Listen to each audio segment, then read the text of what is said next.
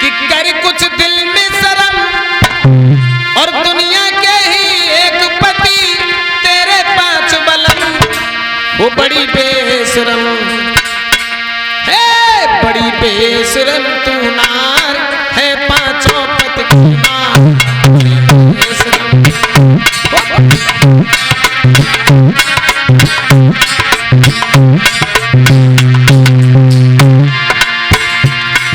बोला है कर कुछ दिल में शर्म, अरे दुनिया के ही एक पति और तेरे 5 बलम, बड़ी बेशरम तू नार है, 5 पति की मां बेशरम बेशरम।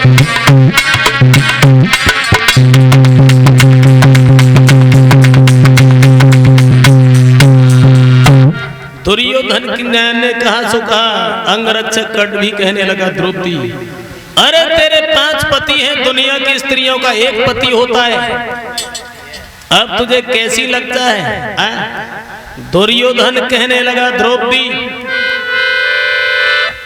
इस दरबार में जितने भी बैठे हैं हमारे पिताजी अंधे हैं और अंधों के साथ में रह करके जो भी हैं वो भी अंधे हो गए। सिर्फ इस दरबार में तुम्हें देखने वाले तुम्हारे पति हैं और पति के सामने पत्नी को कैसी लगता है? ये वस्त्र उतारो और फेंक दो, हमारी जंघा पर आकर के बैठो। दुर्योधन ने दुशासन से इशारा किया, ऐसे नहीं ये मानेगी, इसे वस्त्रहीन करो। अब तो द्रौपदी जो थी महाराज सर झुकाए खड़ी है, सबसे दया की गुहार लगाती है, लेकिन कोई पेश नहीं जाती है द्रौपदी की।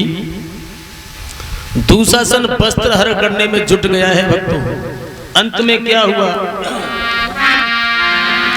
हे द्वारका के राजा, अगर तुम नहीं आए तो आज मेरी लाज चली जाएगी। हरे 3 हितकारी श्याम समरिया कहाँ पर देर लगाई।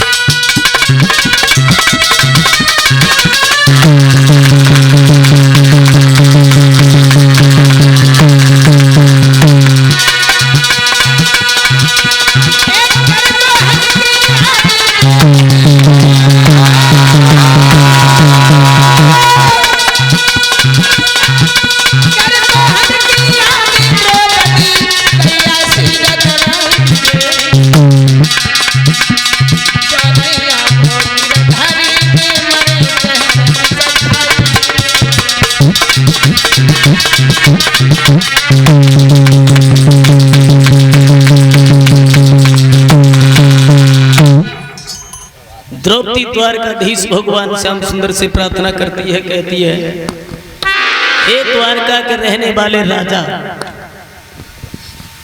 आज मेरी लाज जा रही है, अगर तुम नहीं आए तो मैं किसी को मुंह नहीं दिखाऊंगी अपना। उसी समय द्रौपदी ने द्वारका के राजा कह करके पुकारा था महाराज। अगर उसी समय कहती, हे मेरे भैया कन्हैया, तो भगवान श्याम सुंदर दुशासन को दोबारा उसके शरीर से हाथ नहीं लगाने देते। और ये बात सच है, अगर किसी बहन से घर में झगड़ा हो जाए या उसका पति कमजोर है, गांव में किसी पड़ोसी से झगड़ा हो जाए और उसके पति को वो गिरा ले या मारपीट कर दे, तो सबसे पहले धौंस देती है कि रुक जा, अभी तो तूने गिराए लो, मान लो कोई बात नहीं, लेकिन अभ्याल फोन कर रही है पे भैया पे, भाई की धौंस देती है बहनें हमारी। और ये सच है भक्तों, भाई जैसे पति किसी का कमजोर है, पति सहायता नहीं कर पाता है, वैसे तो जब शादी होती है अग्नि के फेरे लिए जाते हैं, तो पति सारी रस्में निभाने के लिए अग्नि देवता पर हाथ रख करके कहता है कि मैं जीवन भर अपनी पत्नी को दुखी नहीं देख सकता, और अगर कोई सताएगा तो मैं इसका बराबर साथ देंगे। लेकिन जब पति पे नौबत आ जाती है, कोई परेशानी आ जाती है सामने, तो अपने भैया की धौंस देती है। और भाई, ऐसे भाई भी होने चाहिए जो अपने बहन के लिए हमेशा तत्पर रहना चाहिए, कोई दिक्कत आती है, परेशानी मुसीबत है, लेकिन बहन को भाई के ऊपर बहुत बड़ा भरोसा होता है, जब ही कहती है महाराज। अगर भरोसा नहीं हो तो कहेगी नहीं। जब कलाई बांधती है रक्षाबंधन में अपने भैया की, वो हाथ में जब कलाई में रक्षा सूत्र बांधती है, तो वो भाई कहता है कि बहन ये रक्षा सूत्र तुम बांध रही हो, कभी कोई दिक्कत आ जाए, कोई परेशानी हो, तो ये जब तक मेरे हाथ में आपकी कलाई रक्षा सूत्र रहेगा, तब तक मुझे ध्यान रहेगा कि मुझे अपनी बहन की रक्षा भी करनी है, उसकी देखरेख भी करनी है। इसी प्रकार द्रौपदी ने महाराज द्वारका के राजा कहकर के बुलाया, भगवान कन्हैया नहीं आए, रुक्मिणी की गोद में सर रखे लेटे हैं, लेकिन अंत में रुक्मिणी द्रौपदी की पेश नहीं गई, तो फिर तब कहती है हे भैया कन्हैया तू कहाँ है, अगर तू नहीं आया तो तेरी बहन की इज्जत चली जाएगी, और अगर इज्जत चली गई तो फिर क्या है, जीवन बर्बाद है। जब भैया कहा तो भगवान श्याम सुंदर ने जैसे ही कान में भनक पड़ी है महाराज, इतनी भी फुर्सत नहीं मिल पाई जो पैरों में खड़ाऊ पहन लेते, भागे और कुबेर भंडारी को आदेश दिया है कि तेरे जितने भंडार में वस्त्र है, वो वस्त्र सबसे पहले उसे दौड़ा हस्तिनापुर के लिए, जहां पर मेरी बहन द्रौपदी का वस्त्र हरण हो रहा है। तो महाराज कुबेर भंडारी के भंडार में से वस्त्र दौड़ा है सबसे पहले। अब भगवान श्याम सुंदर दौड़ रहे हैं, लेकिन कन्हैया का जो वाहन था भगवान का, वो गरुड़ जी थे, और गरुड़ जी की रफ्तार बताते हैं, अपनी पुस्तकों में मिलती है कि मन से भी तेज गति थी महाराज। अब परिचित महाराज, मन की गति तो बहुत हो गई, किसी ने इसका अंदाजा भी नहीं लगा पाया है। अभी मन यहाँ है, दिल्ली पहुंच जाए, जहां तुम घूमे आए हो वहां पे पहुंच सकता है, कोई पता नहीं कितनी जल्दी पहुंच जाएगा, क्योंकि इसकी रफ्तार का किसी ने पता नहीं लगा पाया। उन गरुड़ जी से तेज दौड़ रहे थे भगवान श्याम सुंदर, और कन्हैया से भी तेज दौड़ रहा था वो वस्त्र। गरुड़ जी इतनी तेज, अब लगाओ अंदाज कितनी तेज गति होगी महाराज जी। जब गरुड़ जी की गति मन की गति से ज्यादा है, तो गरुड़ जी दौड़ रहे हैं, मन तो बहुत तेज चलता है, लेकिन गरुड़ जी उससे भी तेज चलने वाले हैं, और गरुड़ जी से तेज चलने वाले हैं भगवान श्याम, और श्याम से भी तेज वो वस्त्र जा रहा है। अब क्या हुआ, जब वस्त्र पहुंचा है, उसी साड़ी में छुप गया है द्रौपदी की में, और उसी के जस्ट थोड़ी ही बाद में भगवान कन्हैया पहुंच गए हैं। तो साड़ी के पल्लू में भगवान श्याम सुंदर दिखाई दिए हैं सिर्फ द्रौपदी को। अब दुशासन वस्त्र हरण कर रहा है, तो उसे यही पता नहीं है कि साड़ी है कि किनारी है कि नारी है कि साड़ी है, नारी है कि साड़ी है। वो नारी को खींच रहा है, इस तरीका से लगा है, खींचते खींचते खींचते खींचते काफी देर हो गई, सारे शरीर से पसीना निकलना शुरू हो गया, अंत में बेहोश होकर के जमीन पर गिर पड़ा। और जो द्रौपदी ने भगवान श्याम सुंदर को देखा, कहने लगी, ओरे कमीन, मैंने तुझसे उस दिन कहा था अंधे का अंधा हुआ, और आज इतनी सभा में भीड़ में कह रही आज तू अंधा, तेरा बाप भी अंधा। क्योंकि द्रौपदी को बल बढ़ गया, उसका भैया आ गया था, और भाई का बल अगर कहीं लड़ाई है रही हो, खेतन में मारा है, और एक भैया अकेला फंसा, दूसरा भैया तो खेत दूर से ही दिखाई दे जाए तो ताकत और आ जाते ना, दुगनी हो जाती है। इसी तरीका से द्रौपदी ने कहा। अंत में क्या हुआ, दुर्योधन भी खड़ा हुआ तो उसका भी अपमान हो गया। द्रौपदी के वस्त्र हरण नहीं कर पाया दुर्योधन और दुशासन। अंत में द्रौपदी वहां खड़ी है, भगवान कन्हैया से विनती कर रही है और श्याम सुंदर उनके सामने ही खड़े हैं, लेकिन द्रौपदी हाथ जोड़े खड़ी है। कन्हैया कहने लगे, बहन अब तो मैं आ गया, अब इस समाज में, इस दरबार में किसी की हिम्मत नहीं है जो तेरे शरीर से हाथ लगा दे। उसी समय भक्तों अब क्या हुआ, जब दुर्योधन हार गया, लेकिन यहां पर एक प्रश्न उठता है कि भगवान कन्हैया ने द्रौपदी का वस्त्र क्यों बढ़ाया, द्रौपदी के सतत्व की रक्षा क्यों की, और करते तो किसी और तरीका से करते, फौज भी भेज देते, चाहते तो दुर्योधन और दुशासन का वध भी कर देते, लेकिन वस्त्र ही क्यों बढ़ाया। इसमें कारण यह है कि जिस दिन पांडव यानी घर से निकाल दिए गए थे, तो भगवान कन्हैया शांति का दूत बन करके गए हैं दुर्योधन की सभा में।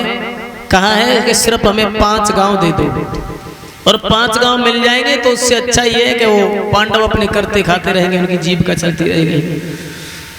दुर्योधन कहने लगा, एक केशव, एक वाले, मैं एक सुई की नोक के भर भी नहीं दे सकता। जब दुर्योधन खड़ा हुआ, भगवान कन्हैया मुस्कुरा रहे हैं। तब तक जो भगवान कृष्ण की सगी बुआ का लड़का था, जिसका नाम था शिशुपाल, ये महाराज भगवान कृष्ण की सगी बुआ थी, जिनका नाम था श्रुतसुरवा। उन्हीं श्रुतसुरवा का लड़का था।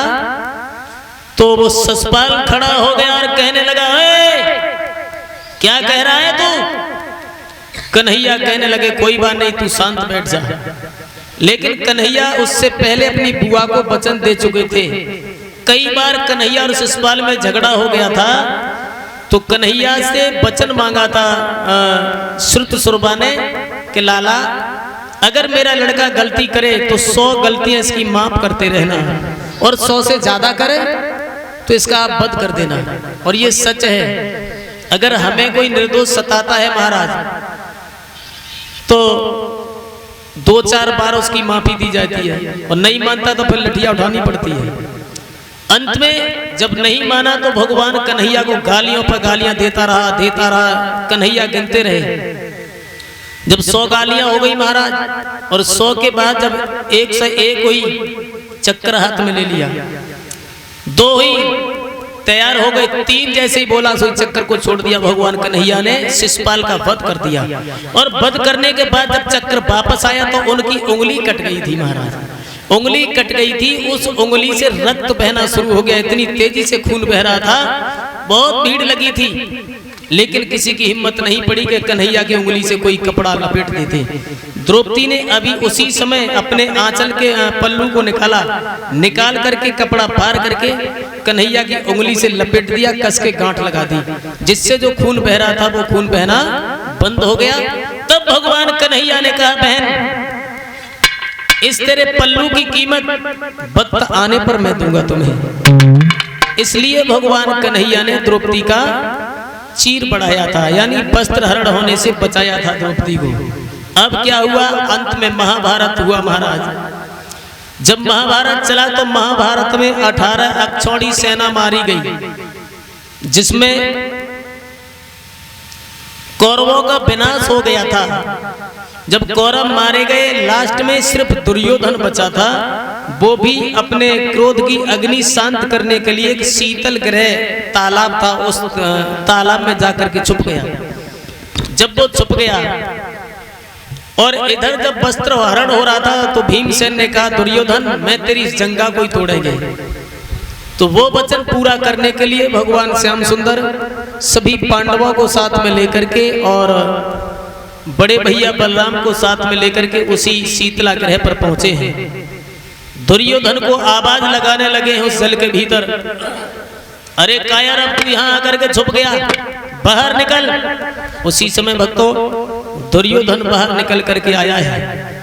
कहने लगा तुम मुझे युद्ध के लिए ललकार रहे हो, अगर आप में हिम्मत है तो आप एक नहीं 500 एक साथ मुझसे युद्ध कर सकते हो, और 500 नहीं केशव भी आ जाए तुम्हारे साथ में। बलशाली था वो भी। तो जब कन्हैया कहने लगे हम नहीं, न कोई और पांडव आएगा, सिर्फ तुम्हारी और भीमसेन की कुश्ती होगी।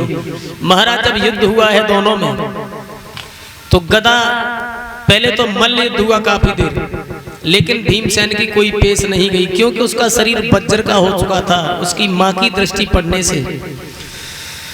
जब वज्र का शरीर हो गया, जब कोई पेश नहीं गई उस भीम की, अंत में गदा को उठा लिया उसने, और गदा उठा करके गदा युद्ध भी होता रहा। तो भीम में जैसे ही चढ़ते हैं दुर्योधन तो भीम नीचे गिर जाते हैं, और भीमसेन मारता है तो दुर्योधन के कोई असर नहीं होता। तब भगवान कन्हैया समझ गए कि इस तरीका से तो मझले भैया की हारी हार है, तो इशारा किया मझले भैया मेरी तरफ देखो, तो जंघा में हाथ मारा, सो इसे ध्यान आ गया। भीम ने गदा को उठाया और एकदम से दुर्योधन की जंघा में मार दिया, जंघा टूट गई। दर्द की वजह से भीम दुर्योधन जमीन पर गिर पड़ा। अब उसे रोता चीखता वहीं छोड़ करके चले आए। अंत में शाम को जब शाम भई है, तो जो द्रोणी का लड़का था गुरु द्रोणाचार्य का अश्वत्थामा, वो अपने मित्र से मिलने के लिए गया, और जब मिलने के लिए गया है तो उन्होंने कहा भैया मैं तुम्हारी क्या सेवा कर सकते हैं। बताया कुछ नहीं, सिर्फ अगर कर सको मित्रता का नाता निभा सकते हो तो एक काम करो, 500 पांडवों के शीश काट करके मुझे दिखा दो। बोले भैया ठीक। तो उसी समय द्रोणी चला है, यानी अश्वत्थामा, जहां शिविर में 500 पांडव लेटे थे, उसी शिविर में भगवान कन्हैया ने जाकर के पांडवों को उठा करके दूसरे शिविर में लिटा दिया। द्रौपदी के 5 बच्चे लिटा दिए वहां ले जाकर के। अंधेरी रात में जब द्रोणी गया है और द्रोणी ने वहां जाकर के देखा कि यही पांडव लेटे हैं, तो चुपके से अपनी तलवार से 500 बच्चों के सर काट लाया। सर काट करके दुर्योधन को दिखाए, और दुर्योधन को दिखाने के बाद में जैसे ही दुर्योधन ने देखा तो कहने लगा अरे भाई तूने तो मेरे वंश का ही विनाश कर दिया, इन बच्चों का क्या दोष था जो तूने इन्हें मार दिया। दुर्योधन बहुत रोने लगा है महाराज। इधर सुबह जब हुआ है तो द्रौपदी जागी है, तो शिविर में खून ही खून बह रहा है। अब द्रौपदी रो रही है बुरी तरह से। तब तक भगवान कन्हैया सभी पांडव आ जाते हैं। कहने लगे ये कैसे हो गया द्रौपदी। कहने लगी भैया मैं क्या जानूं, आपसे ज्यादा तो जानने वाला इस दुनिया में कोई नहीं है, और मैं प्रतिज्ञा करती हूं जब तक उस नीच को अपने हाथों से मार नहीं दूंगी तब तक मैं सुख से नहीं बैठूंगी, पानी भी नहीं पी सकती। तो भगवान कन्हैया और अर्जुन गए हैं, अपनी दिव्य दृष्टि से देखा है कि अश्वत्थामा ने इन बच्चों का वध किया है। उस अश्वत्थामा को पकड़ करके लाया गया वहां पर और द्रौपदी के सामने किया है। तो द्रौपदी ने देखा ये तो ब्राह्मण का लड़का है, और अगर ब्राह्मण को मारा तो हमें ब्रह्म हत्या लग जाएगी। एक काम करो, इसे जैसे मैं आज 5 बच्चों के लिए रो रही हूं उसी तरीका से ये इसकी मां रो रो करके मर जाएगी, इसलिए आप इसे छोड़ दो, मेरा तो जो होना था वो हो गया। तो भगवान कन्हैया कहने लगे हैं द्रौपदी धन्य है तेरे जैसी देवी को।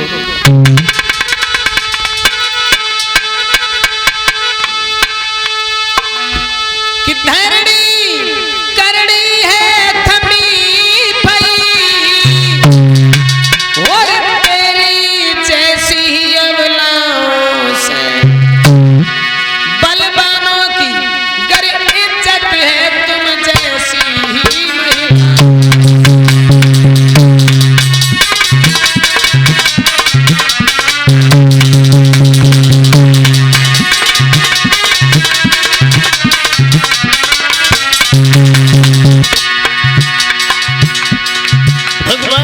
सुंदर कहने लगे धन्य है देवी, बलवानों का अगर सम्मान है तुम्हारे जैसी देवियों से, समाज में कई पुरुषों की इज्जत है तो तुम्हारे जैसी महिलाओं से।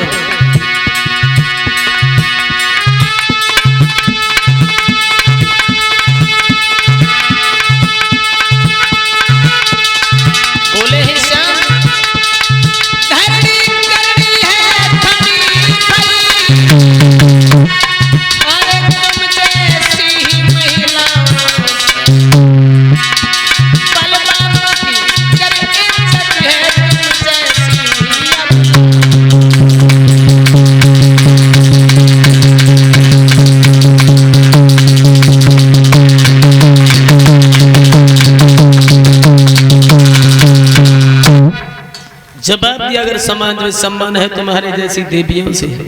उसी समय भक्तों उस अश्वत्थामा को भगवान कन्हैया ने उसके मस्तक में मणि थी वो निकाल करके और उसे जीवन दान दे करके छोड़ दिया। प्रमाण ये मिलता है कि जब तक पृथ्वी का दीर्घ काल तक ये सृष्टि चलेगी तब तक अश्वत्थामा इसी पृथ्वी पर भटकता रहेगा। तो उसके मस्तक से खून बहता रहता है और अश्वत्थामा आज भी जीवित बताते हैं लोग। और जब उसे छोड़ दिया गया है तो अश्वत्थामा जब गया है तो भैया जिसे समाज में दंडित किया जाए तो उसे बदले की भावना रहती है कि किसी न किसी तरीका से हमें बदला लेना चाहिए। उसी समय इधर अभिमन्यु का जो पत्नी थी जिसका नाम था उत्तरा, वो गर्भ से थी महाराज। देखा कि हमें पांडवों के वंश को आगे नहीं चलने देंगे।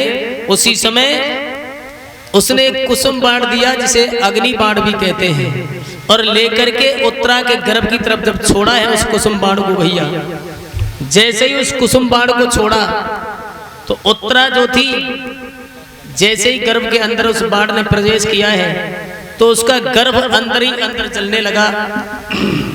तो उत्तरा रो करके भगवान श्याम सुंदर से विनती करती है,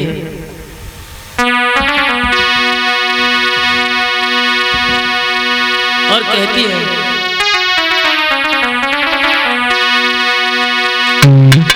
मुरली धरिए गूढ़ भेद और नहीं समझ में आता है, गिरधारी मेरा गर्भपाल अंदर ही जलता।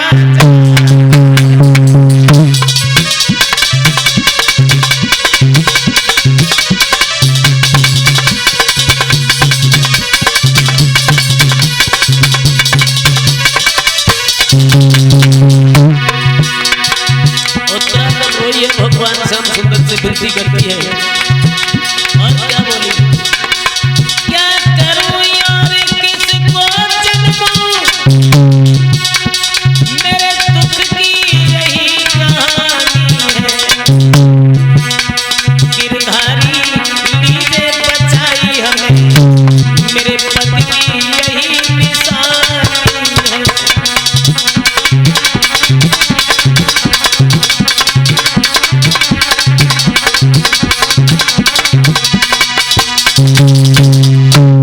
कहने लगी है भगवान आप मुझे बचाओ चाहे मत बचाओ।